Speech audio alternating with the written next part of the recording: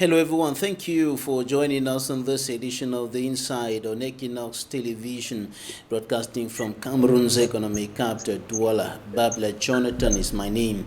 In this edition of the program, we will talk about the coming to power of Joe Biden and Kamala Harris, President and Vice President, respectively, of the United States of America, and what is going to change in relations between the United States and Cameroon and other African countries, what is going to change in U.S. foreign politics with regards to other African countries and other countries around the world.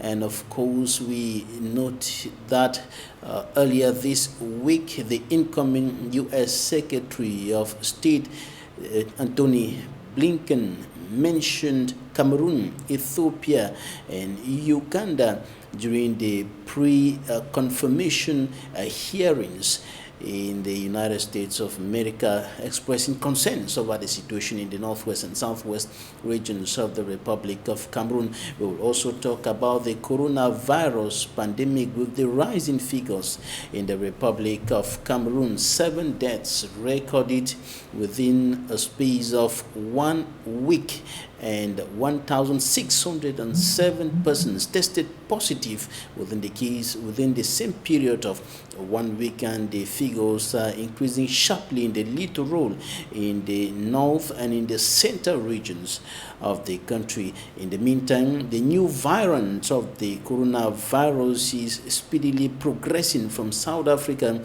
to other African countries. About 4 African countries are already infected, and the new wave of the pandemic is indicating a more deadly than the first.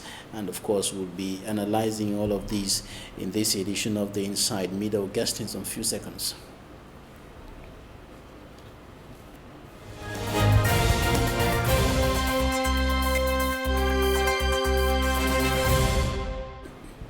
Our guest today is a Cameroonian based in the United States of America. Dr. IVO DITAH is a lecturer in the University of Minnesota Medical School. He's an assistant professor of medicine. Thank you for joining us today, Doctor.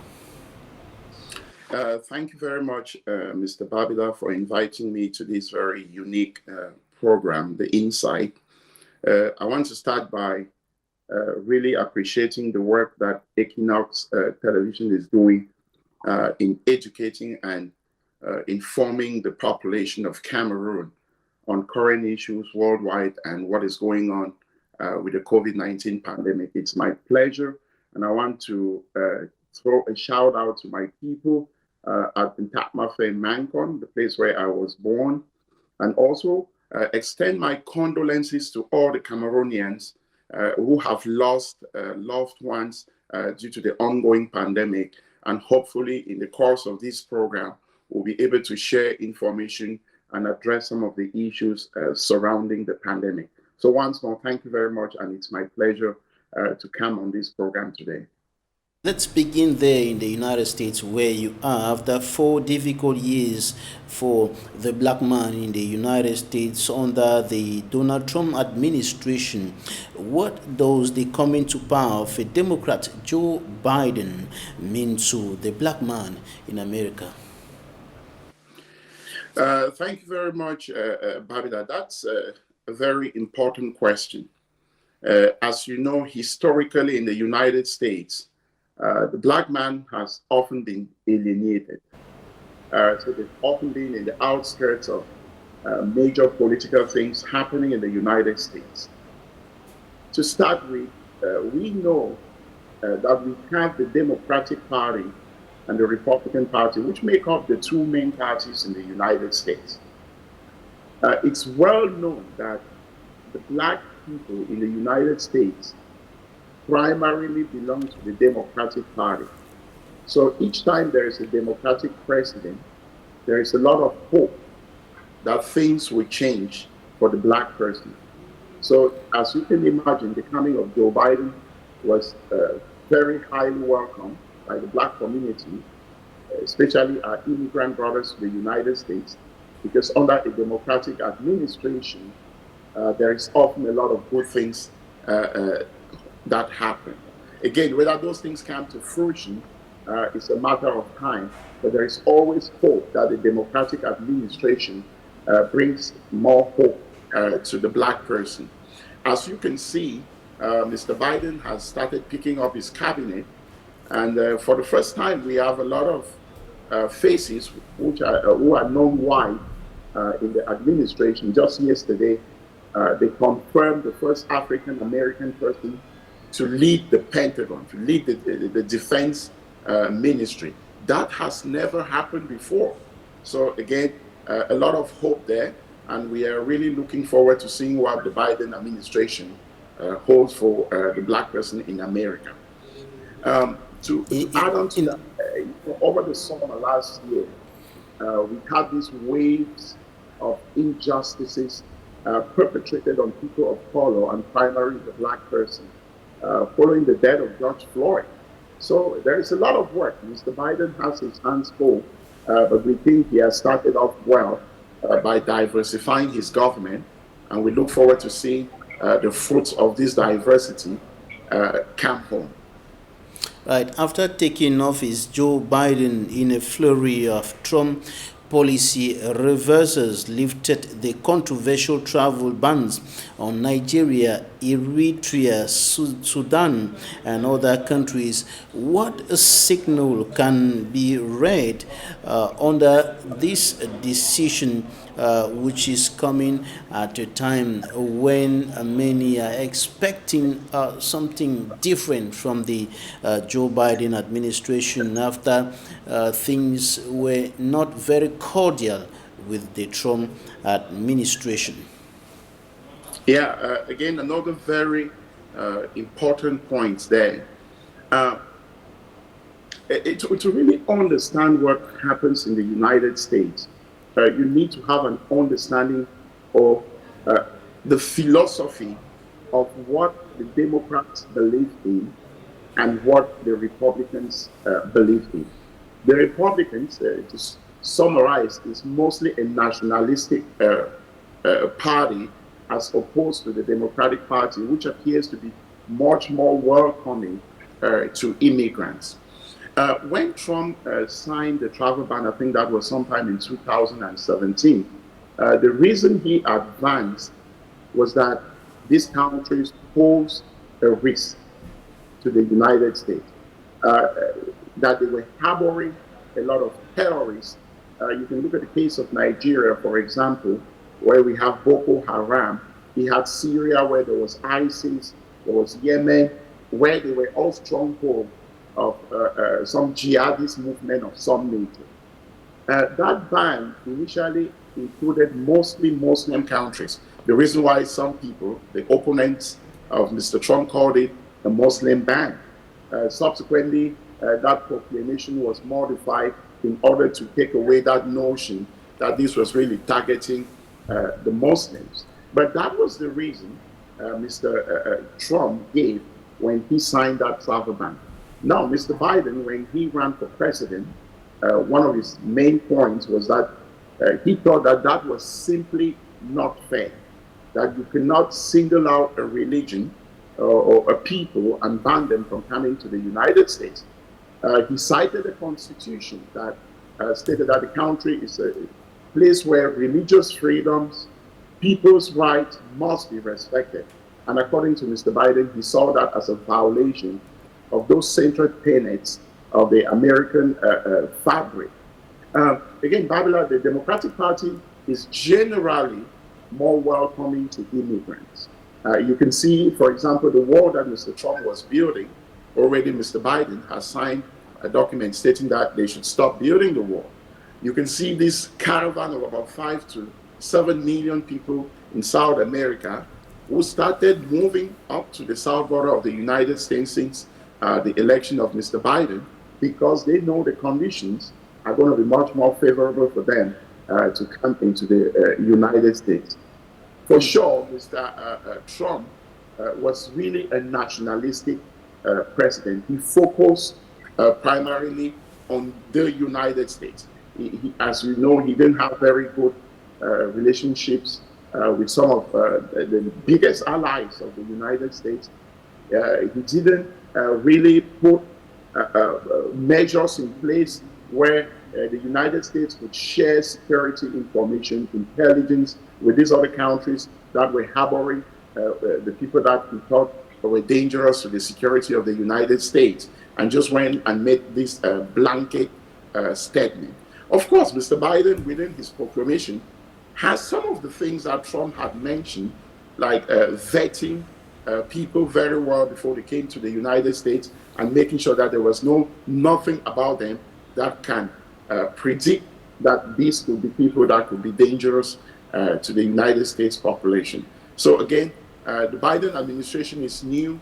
One thing I must say is that it feels almost like they are in a hurry to completely reverse everything that Mr. Trump did. But I'm sure they are very cautious and taking the appropriate steps to make sure that things go well. Before the Trump administration finally gave way to the Biden administration, the incoming United States Secretary of State Antony Blinken, during the confirmation hearings, specifically mentioned some African countries, including Cameroon, Uganda, and Ethiopia, and he expressed concerns about the socio-political and security tensions in the northwest and southwest regions of the country, and talked about a possible United States commitment or greater involvement in efforts to resolve those conflicts. What is likely going to change? I think this is, for me as a Cameroonian, I think this is very welcome.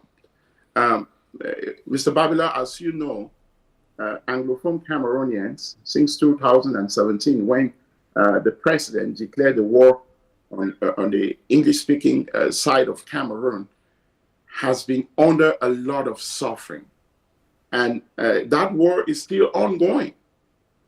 So we can only celebrate that the incoming Secretary of State seems to have a good mastery and understanding of that problem, especially in Cameroon.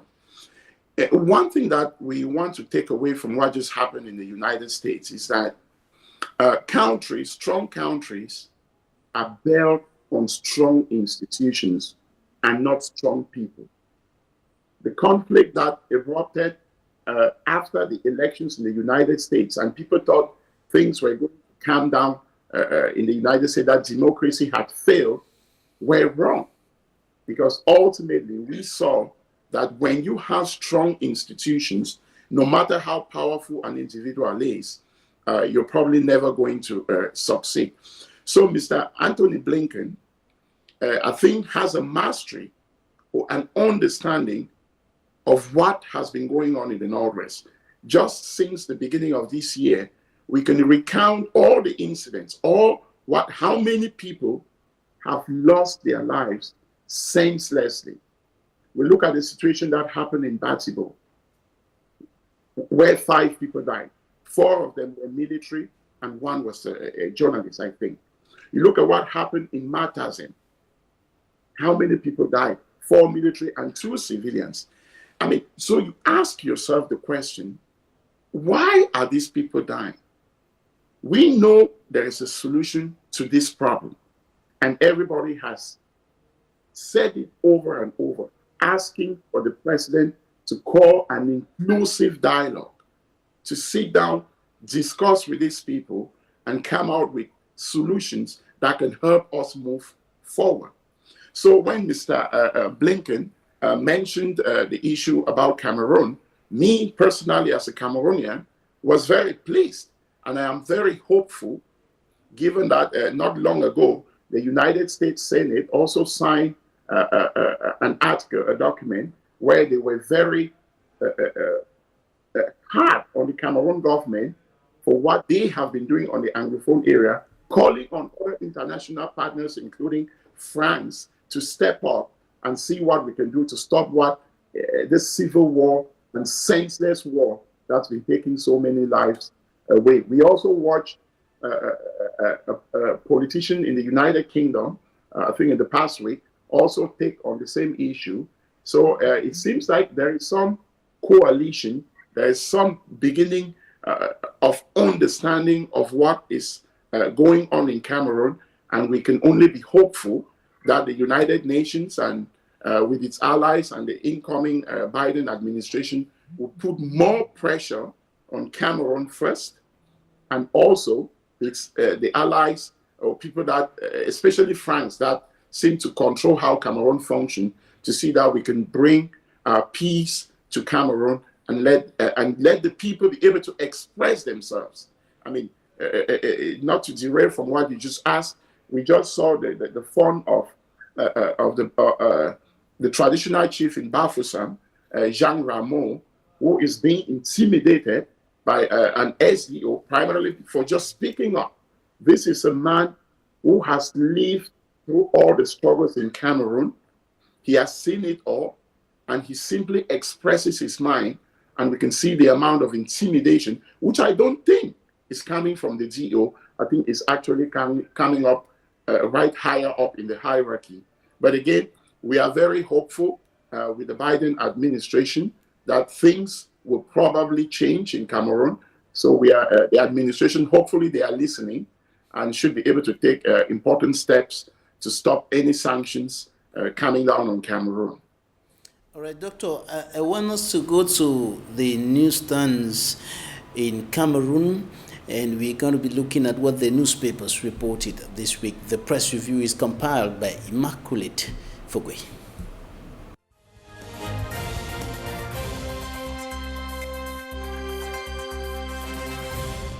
The Guardian Post and Horizon exclaims over government's claim of victory on separatist fighters during a security evaluation meeting in the Northwest region. The Median says Uyumojok Member of Parliament condemns the brutal killing of the principal of Government High School Osing.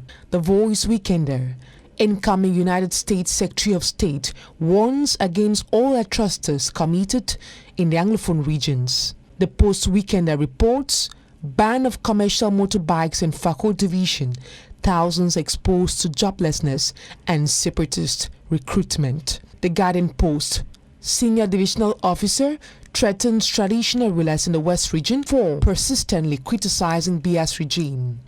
The Guardian Post and the Star reports about the dethronement of Seydou Bombonjoya as president of Fecafoot.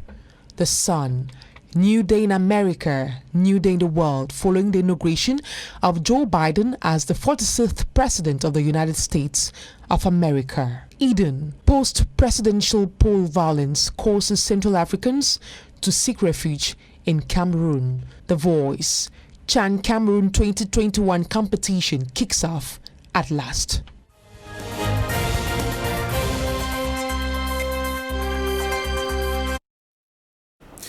Thanks, Immaculate Fogwe. Dr. IVO DITAH, one of the newspapers reviewed by Immaculate Fogwe, the Post, reports that the ban on the circulation of commercial motorbikes in the Fako division in the southwest region of the country is exposing thousands of young people to joblessness, and is also exposing them to the possibility of joining separatists or armed groups to continue the fight in bushes. What do you think about that? Yes, Mr. Babila, we can certainly look for several reasons to justify why these boys may have joined the armed conflict in the Northwest and Southwest regions. As a reason, joblessness, for sure. I mean, if I were a young man in Cameroon and didn't have a job and found somebody who came from abroad and said, you know what, I'm going to be giving you $1,000 every week if you pick up a gun and fight this government, it's more likely that that individual will be willing to go along with that.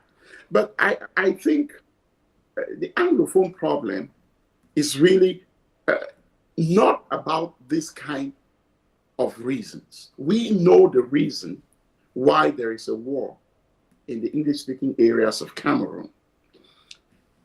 Primarily, it is a problem of governance. I think if Cameroonians were governed in the right way, given autonomy to express themselves, we will not be where we are. The people in the Northwest and Southwest have a legitimate reason why they are clamoring for change in Cameroon. Whether these boys joined because they didn't have a job, yes, that adds to the problem. And if the Anglophone problem was resolved, I assure you that this problem of joblessness will be resolved. What do I mean? My dad used to tell me that if you want to kill a tree, you cannot kill it by cutting off the branches. You have to dig the tree off from its roots. And if you dig that, you will kill that tree. Otherwise, if you keep cutting the branches will keep growing. So rather than trying to look for all these cosmetic reasons or solutions to the problem, I think it's time for the government to take a step back, evaluate what has happened for the past 4 years, and know that the strategy they have been using has not worked. It is time to change course. And it is not bad for a government. A government is there to protect its people, to serve its people. And if at any time they realize that the strategy they have is not working, why can they not change it? It's not a sign of weakness. I mean, in the United States every day, we see governments make decisions and the next day they come back, they apologize, and they put the right thing in place, and we move on. It's not a sign of weakness. Every single day in Cameroon, people keep calling on an inclusive dialogue. They keep begging the government, and we only continue to hear inflammatory language. Right, there should be a change of strategy, according to you. And we're talking about the involvement of the United States under the Joe Biden administration in efforts to restore peace and normalcy in the crisis-stricken regions. In your opinion, how far can or should America go in its involvement in efforts to put an end to the crisis? I mean, as you know, America is the most powerful nation in the world. And when America speaks, a lot of people listen. They may not admit it in public, but in their private rooms, they recognize that this is a very strong voice and they need to take a step back and adjust. With the incoming Secretary of State specifically citing Cameroon, as I mentioned earlier, it gives us a lot of hope. It means this is something he has been monitoring. He has the facts. And the way he said it, if you read into his statement, he understands that what is happening in Anglophone Cameroon is not fair. It's not just. It's not wrong for a people to ask for some form of autonomy. It's just based on human dignity. They are just asking, let us be more involved in solving our problems. The government comes in with what we call decentralization. And look at the people that have been put in place. They just, I think, installed the regional, are they presidents yesterday? They were installed by the governor who is appointed. And who is the leader? Who speaks for the region? Is it the governor? Is it the president? And you look around the whole country, all the presidents come from the CPDM party. I mean, how inclusive is that as a strategy to solve this problem? So again, the government, in my opinion, should take a step back and evaluate the situation. If not, increasingly, we have been hearing from all these international bodies raise concerns. At the US, the UK, and even Mr. Macron has also raised concerns and has spoken severally to Mr. Biya regarding what is going on. But sometimes we are just, it's very difficult to understand why we are resistant in accepting a simple solution that would not cost us this number of lives and going for the most difficult solution, which apparently will not work. We have examples all over the world where it ended up on a round table, to the opponents sit face to face, look at each other in the eyes, discuss a way forward and solve this problem. So again, me personally, I haven't been home for 4 years because of the war. This is me who used to come to Cameroon every single year. But look at what has happened. And I know a lot of friends, people who want to come back home, but they are not able. How shall we develop this country? For how many years that we have the same administration? I saw a flyer out there on social media showing the number of presidents that the United States has had and showing the single president we've had in Cameroon throughout that time. I mean, this is not democracy. It's some form of a dictatorship and autocracy that I cannot explain. But I'm hopeful that they should have compassion. They should feel sorry for the women, the children that are caught in this conflict, are dying in numbers that we've never seen before. We have normalized death. I mean, you can wake up in the morning, open the door, and there is a corpse right there at your door, and you simply kick it with your legs and walk past it. When I was growing up in my little quarter in Ntakmafe, I couldn't even afford to see a corpse. But today, children are watching corpses all over the place, littered all over the streets. And it does not concern the leadership. It is strange. And I really hope the incoming secretary can exert more pressure using its power and the relationship with its allies, especially France, to bring meaningful change and solutions to the problems raging on in the English-speaking region of Cameroon. We're going to take some interviews right now, and we'll be back in some few minutes.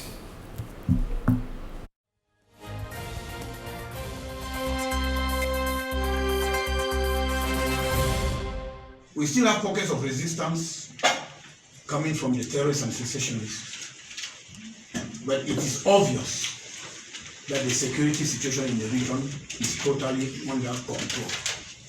And sooner or later, the pockets of resistance will be neutralized. We have been playing these games for too long, and it is not more time for us to be playing the games.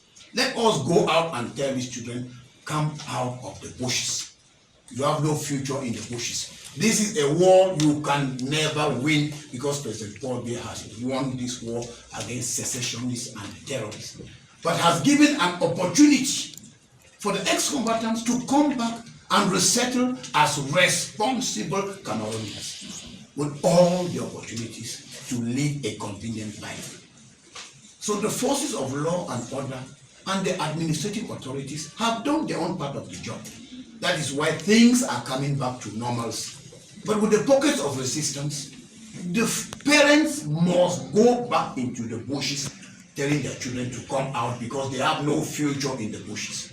I think that with the special status given to the Northwest and the Southwest regions and the House of Chiefs, that is a clear opportunity, a wonderful opportunity that President Paul has given all of us, so that we should put our hands in this process of nation building, which can only be carried out peacefully, sincerely, with all sense of purpose, under the guidance of President Paul Biya, who knows this country better than any one of us.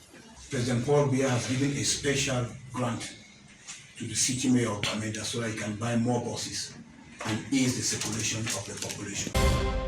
We at first say I'm serious, so this struggle. I thought the struggle will favor us, but later I realized what we were doing was not right. We have decided to return home and reunite with our parents, brothers and sisters. I plead on governments to forgive us for the wrong decision we made, for it was out of frustration. I was supposed to be in the military, but because I could not bribe despite my past, My dream wasted. For my other friends, what they did for back, any man get their own personal.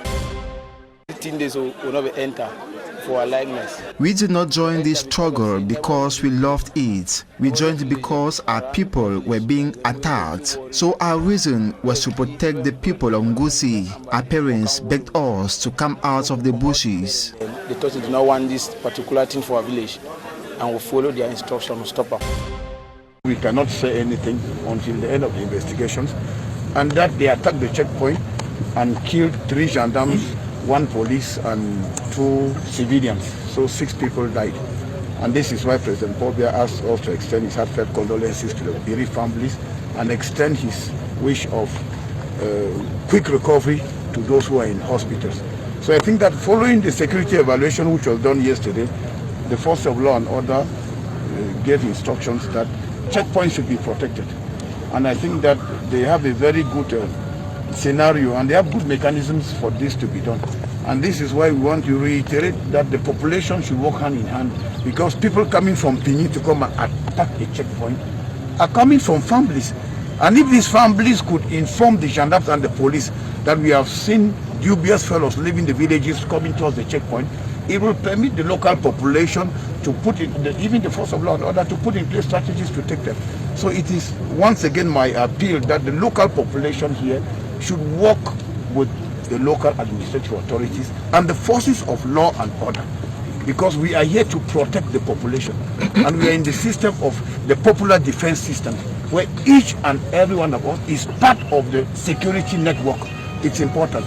So the population should try as much as possible to, the 2 governors are here, because this is happening in the West region, Bambutos division, but it has a direct ramification with the Northwest, because it is very close to Santa subdivision. We are not safe. We are not safe for the fact that you saw what happened in Motengene today with the council workers that just went down there. If not the God that was a fast intervention from the Motengene unit, something best would have happened. It's a wonderful thing that we are witnessing something that had never happened after the president's call for these fighters to come out of the bushes and live normal lives. Today we see them coming out in their numbers. We are now praying on the government to make them useful. Testimony of the fact that they have understood the value of peace. They have understood that the language of the gun does not belong to them. And you see, they have understood that the actions of the vigilante group in Nyasoso and Nyandong are favorable. They want to be contaminated with that spirit. We beg government, create some. We beg governments to create us job opportunities to keep everyone busy, so as not to be tempted to join armed groups. So that may not get mine for joining the kind thing again. If government we will be glad if government helps encourage and boost our agricultural activities by granting subsidies and constructing farm-to-market roads. This will make other youths bounce back into farming. For 800, that means we go at a loss rate. This morning, sharp.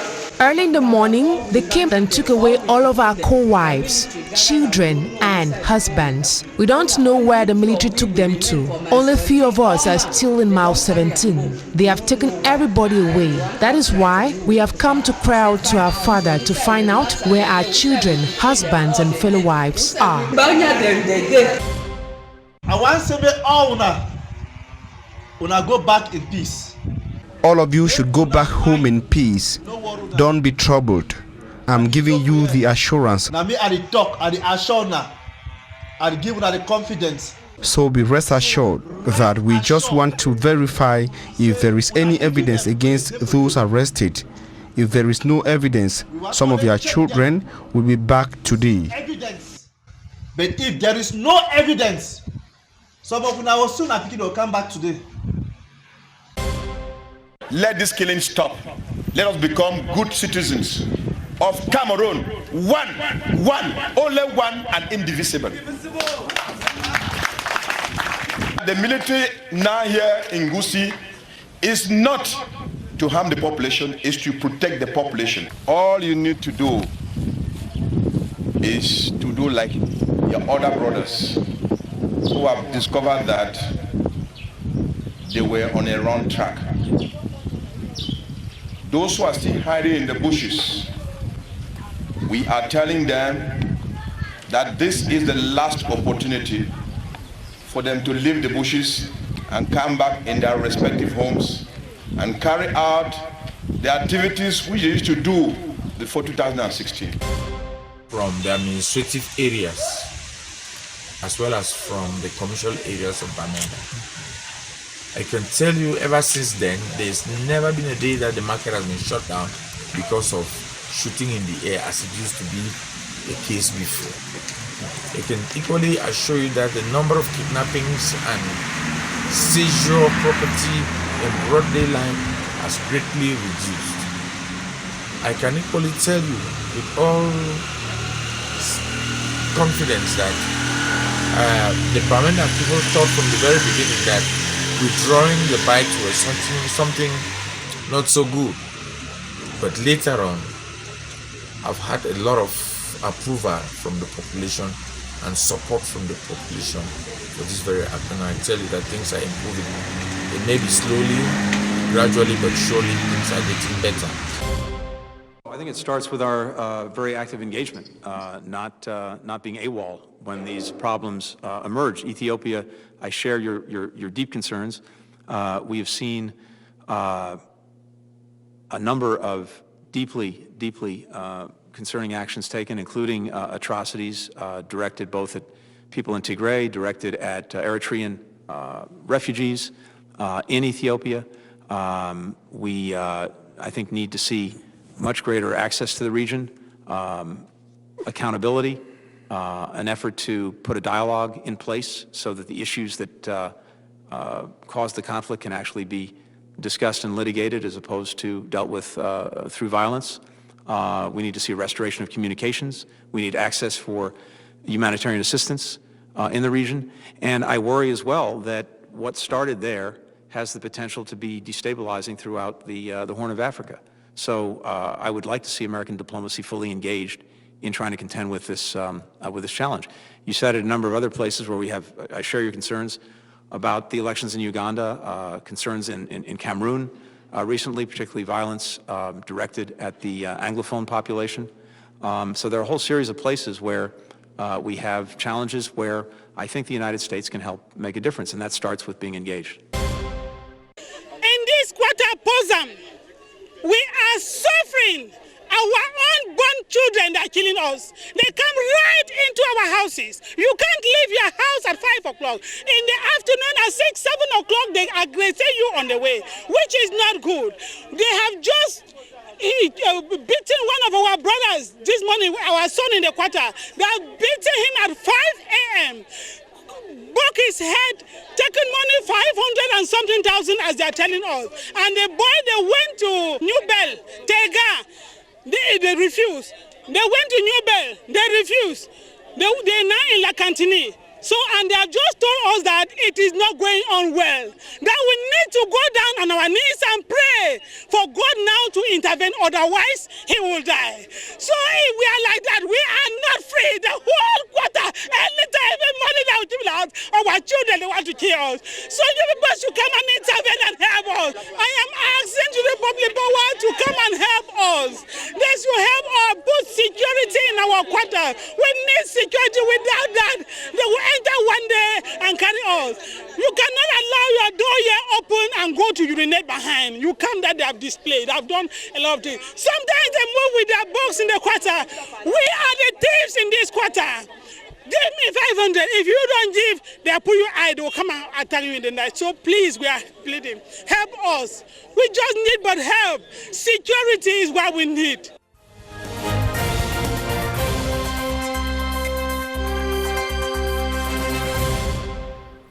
Thank you for staying with us. Dr. IVO DITAH, you listen to the Minister of Territorial Administration calling on parents in the two English-speaking regions of the country to go into the bushes and bring out their children who are carrying out guns. Can this help? Mr. Babila, listening to those stories is really mind-numbing. Mr. Atanganji, the Minister of Territorial Administration is one of the reasons why the war in Cameroon is still ongoing. Each time Mr. Atanganji comes out, it seems like he's fanning the flames of this war against the English-speaking people. Remember when the war started, it was people like Mr. Atanganji who came up and said there was absolutely no Anglophone problem. That only furthered anger in people who then decided to take on this path that we continue to walk on. It was Mr. Atanganji who said that the Anglophones are being treated even much more better than Francophones in Cameroon. And we know that's not true. The facts are not there. If you look at the data on Cameroon in terms of leadership positions, high-ranking positions in leadership and administration, how many Anglophones do you find? You look at ENAM, you look at the Faculty of Medicine. I remember when I competed to go there, it was something really difficult to come by. So Mr. Atanganji, I will advise him that he is better off not talking about the Anglophone problem. I know he enjoys his position. I know he is fighting for the government, but as relates to the Anglophone problems, I think Mr. Atanganji is better off not speaking. Perhaps, on a light note, he should be learning the plural of boys. Of territorial administration, and he cannot be silent in the face of troubles affecting parts of his country, including his own region of origin, the northwest region of the country. This time he said that parents should go into the bushes and bring out their children and convince their children to drop the guns and come out. And I'm asking, is this something that can produce some result in terms of restoring peace and normalcy in those two regions? Babila, I do not think so, because the question you need to ask yourself is, why did these kids go into the bushes?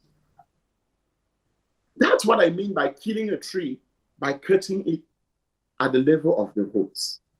You cannot say, come back. Why did they go there? We haven't solved that problem. And you simply think that you can now go to the bushes and ask them to come home. Come home to what? So again, the root cause of this problem is known. Until that problem is solved, I don't know. Even if you brought cosmetic solutions today, I guarantee you, several generations down the road, we will be back talking about the Anglophone problem, which is an issue of form of the state. People want autonomy. When Mr. Atanganji says come back, there are only pockets of resistance. Do you really believe him? I mean, how much more can Mr. Atanganji try to fool the population? The number of deaths we've seen in this month, after the president came out on the 31st of December and gave a speech where he again inflamed or got people more really annoyed, we've seen an escalation in the number of deaths. And Mr. Atanganji says, Mr. Biya has won the war. I mean, he must be fighting a different war in his mind. If the number of people dying really mean nothing to Mr. Atanganji, I don't know what else to say. And you mentioned, he is from the Northwest. You would expect that being a son of the Northwest region, he will have even more compassion for what is going on. But I tell you, Mr. Atanganji has everything else other than compassion.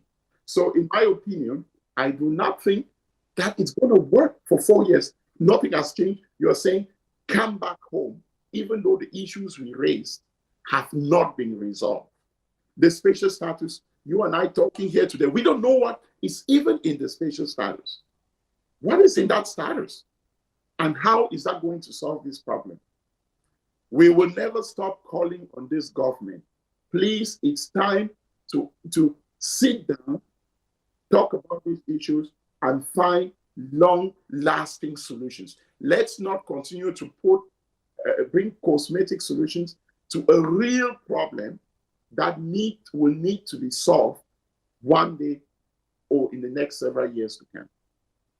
DITAH, you are a professor, assistant professor of medicine in the University of Minnesota Medical School there in the United States of America. Let's now talk about the coronavirus pandemic. Let's begin from Cameroon, your home country, now counting 7 deaths recorded in a week, and over 1,607 persons tested positive for the coronavirus in a week. These are the last statistics from the Ministry of Public Health, indicating that the Littoral Center North regions are presenting a situation where the figures are increasing rapidly than other parts of the country. What's your analysis of these figures about dead people and or people dying from coronavirus and people being tested positive? Some players of the Democratic Republic of Congo, about 15 of them, including staff of that team, were also tested positive of coronavirus. Yeah, Mr. Babila, again, this is a vivid reminder that the coronavirus pandemic is still here. I know generally in Cameroon, the population seems to have forgotten that this virus is still here, that this virus continues to kill. The numbers that were published yesterday by the Minister of Health highlight the urgency of the issue at hand. The government seems to have thrown in the towel. And yet, in 1 week, we hear that we have about 1,600 new cases with 7 registered deaths. And let me tell your audience here that these numbers are truly a remarkable underestimate of the magnitude of this problem in Cameroon. We are very lucky that what we thought was going to happen in Africa with the coronavirus has not happened. If we were to see the same impact as we are seeing in the developing countries, then we will be talking of a different story here. It is obvious that we know that the people that really die mostly from coronavirus are the elderly and people with pre-existing conditions. Babila, it may surprise you to know that the mean age of the Cameroonian population is about 18 years.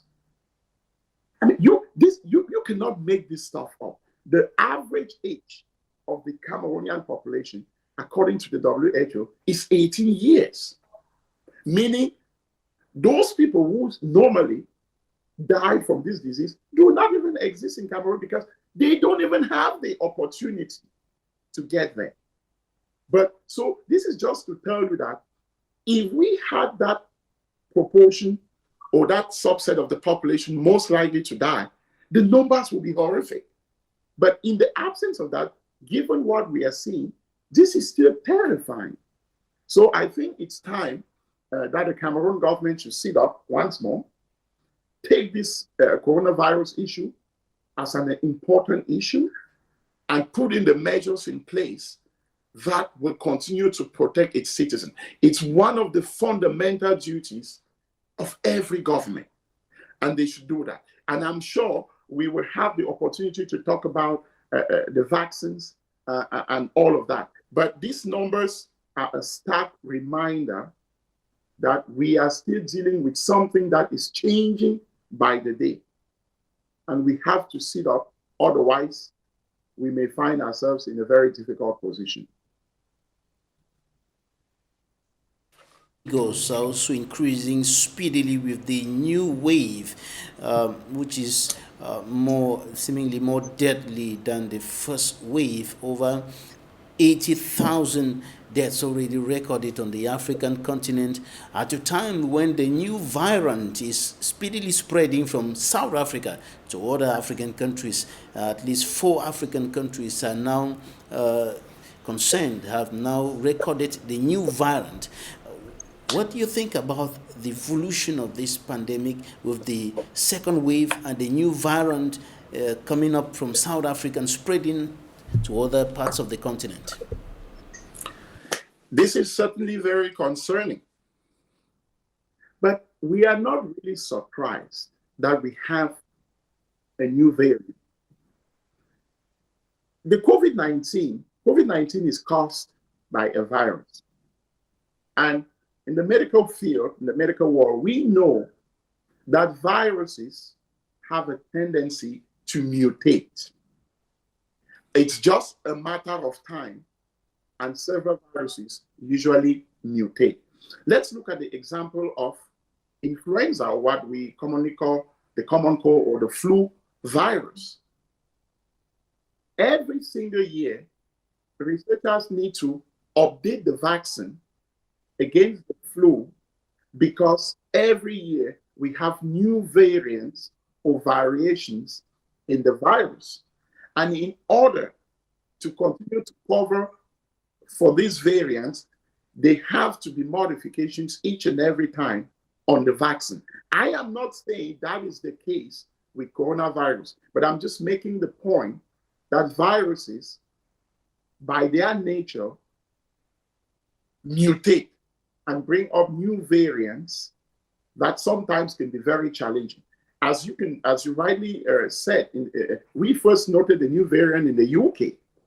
Today, it's in South Africa, it's in other African countries. And there's news out there that it is more infectious.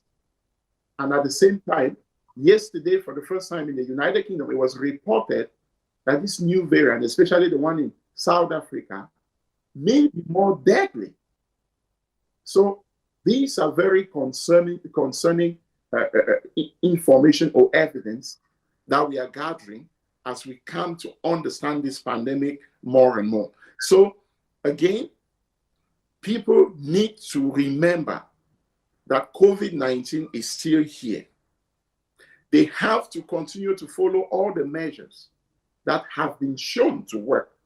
Social distancing, putting on masks, avoiding large crowds, washing your hands, remain the central tenets of controlling this pandemic. Again, we will talk about the United States, the program. All right, Doctor, the United States and other Western nations are already administering the COVID-19 vaccines. We have the Pfizer, the Oxford, the Chinese vaccine, and so on. And some African countries, including South Africa, already looking forward to receiving a good dose of the vaccine.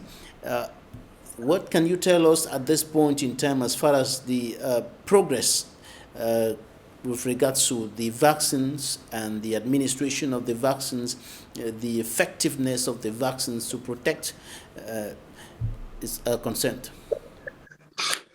Yeah, Mr. Babila, we in the medical field, I cannot tell you how happy and excited we are with this news that a vaccine became available for this pandemic within this short period of its existence. Yes, the unfortunate story or thing is that the vaccine is not immediately available to everyone.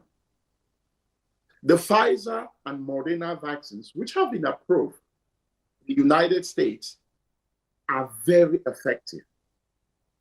We know that it protects among 100 people who receive any of these vaccines, the 2 doses as recommended, has about a 95% protection.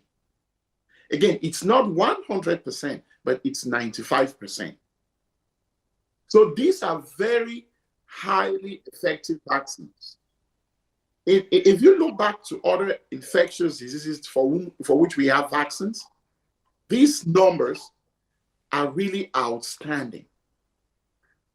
And to achieve what, just take for example, to achieve what we call herd immunity, usually you expect about 80% of the population to be vaccinated and be protected. So if you just compare that number to the fact that the vaccine is about 95% effective, then you can understand that this was a medical miracle for the COVID-19 pandemic. Unfortunately, there is a limited stock of the vaccine.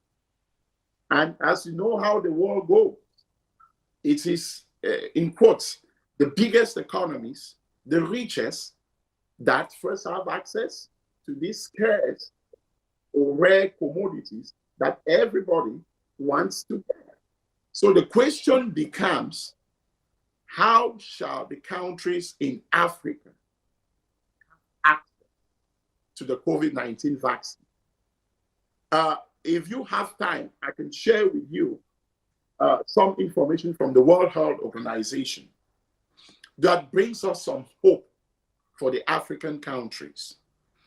Just this week, we do know that about 40 million individuals worldwide have actually had access to the COVID-19 vaccine. About 50 among the 40 million vaccines, they have primarily been given to the 50 high-income countries of the world. And in Africa, the only information we have is that in Guinea, we don't know how they did it, but they have been able to have access to 25 doses of the vaccine. So only 25 people in the whole of the African continent, as we speak, in the country of Guinea, have received COVID-19 vaccine. And if this is a problem back home and a worldwide problem, I think we need to change the strategy by which we are going about the vaccine. We must adopt a we first, not a me first approach to how we distribute the vaccine. If the US, for example, because of their might, France, UK, get all the vaccines and give it to their vulnerable population, and then begin to give it to even those who are not that vulnerable, whereas in Africa, we have a lot of vulnerable people. I'm talking of healthcare workers. I'm talking about the older people. I'm talking about people with pre-existing condition.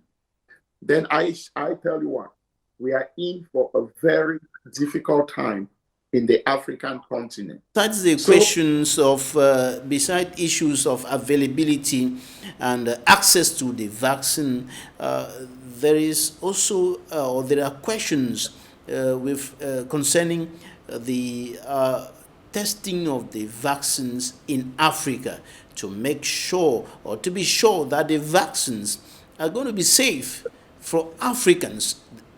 Other medics have explained that it can be saved for people in America, in the UK, in France, but for Africans, there is need for adequate testing or trials to ensure that the vaccine is safe for Africans. Yes, Mr. Babila, and that's correct, because one of the things with the coming of the vaccine, we are now facing a new problem, which is acceptance. And as you know, in the world of medical research, usually for us to make a recommendation about a drug, including vaccines, it has to go through a rigorous process. In the case of vaccines, it goes through several phases. And during these phases, different aspects of the vaccine are tested. You have phase 1, where they're simply looking at safety issues. You have phase 2, where they're looking at what dose works best. And you have phase 3, that they're testing for efficacy. I want to assure the population that in the case of this Moderna and Pfizer vaccine, that entire process was followed. It went through the 3 phases, and the data supports that these vaccines are very safe. Now, to recommend a safe thing like the vaccine, normally researchers can only make those recommendations to the people that were involved in the study. And as you know, because of skepticism about this virus in Africa, the vaccines have not really been tested in Africa as we would have liked to. But in the absence of that kind of information and data, we can often generalize the results of one study and transpose that information to another population, especially when there are no major risks. In Africa, we have the Black people, let's say so. In America, we also have African Americans who are Black people. These are people who are certainly very similar in many ways. And if the vaccine has been shown to work in these people, then even in the absence of such data in African countries, I think we can safely, or at least with some caution, say the vaccines should be able to work in Africa. One thing we should not do is accept a vaccine that has not gone through this rigorous process. Because as you know, there are other trials going on in other countries where there is no transparency as to what the data is, what the results are that are being used. And Africa being a poor nation, for a poor continent, where because of the rarity of the vaccine, it's likely to be very expensive, may resort to this kind of things, vaccines, which have not been shown to be as effective as what has been approved in the United States. So safety is important, but in terms of whether this data can be used among Africans, I would say in the absence of our own data, we should be able to use it. And that's true with a lot of other medications. A lot of the drugs we have in Cameroon were never tried or tested in Cameroon, but we know they do work in African countries, and I think that should be the same case with the vaccine. Of course, you have taken your own dose of the vaccine already, and Doctor, we are rounding up already in some few seconds. What's your take on conspiracy theories about this vaccine in some few seconds? Yeah, Mr. Babila, thank you. Again, you are right. I have taken the 2 doses of the Pfizer vaccine. And I am sitting here talking to you today. Nothing has changed in me. I haven't grown a horn on my head. As somebody who is well published, who practices medicine based on evidence, I've taken my time to review the data on the vaccines. I've looked at the safety profile, looked at the process, and I came to the conclusion that the vaccines are very safe. And based on that, I have taken my 2 doses. Did I have any side effect? Well, the side effects I had are just similar to all the side effects that we have with other vaccines. I had a small pain where the injection was given. I felt a bit tired the next day, but I was back to work, and I had a light headache. And that's what we know happens with most vaccines. So what is happening, what we are observing with these vaccines is not different from what we have observed with other vaccines that are already in existence. I know the technology has been questioned, not by scientists, but by people in the public, how we got to the vaccine this rapidly. I want to assure you that the messenger RNA technology has been in the works and has been used for other conditions, including cancer, for the past decade at least. The technology is safe. The only advantage we had with the vaccine is that we were able to bring that technology which has been shown to be safe and apply it to this pandemic and be able to come up with a vaccine very rapidly and remarkably effective. So for anyone out there, please, I will strongly recommend that when it's your turn to get the vaccine, please go get the vaccine. The side effects you will face are far less than any other consequence, including lying in an ICU and maybe having a tube down your throat. Dr. Ivo DITAH, Cameroonian based in the United States of America, Assistant Professor of Medicine at the University of Minnesota Medical School. Thank you for joining us today. Thank you very much, Mr. Babila, for inviting me to this program. This is a program that I know is watched worldwide. I have a lot of friends out here that watch it, and I just want to thank you for the great job that you are doing, the great work that Equinoxe is doing to inform Cameroonians on current events, not only back home, but worldwide. I will use the opportunity again to extend my greetings to my family who are in Cameroon, people in Mancon and my small quarter call in Takmafe, that please remember the virus is still here.